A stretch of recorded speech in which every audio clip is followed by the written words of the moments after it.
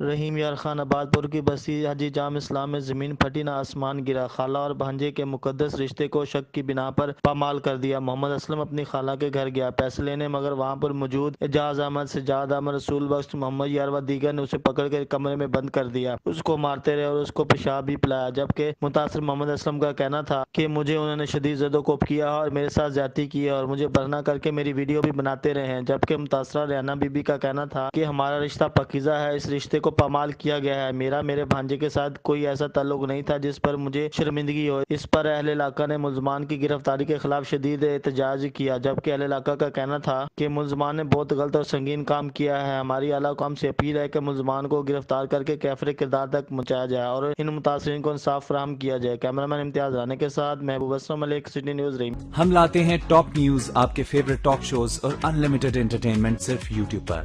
اگر آپ نے ابھی تک ہمارا چینل سبسکرائب نہیں کیا تو ابھی سبسکرائب کریں اور بیل آئیکن کو کلک کر کے ہماری لیٹسٹ ویڈیوز کے بارے میں اپڈیٹ جانیں۔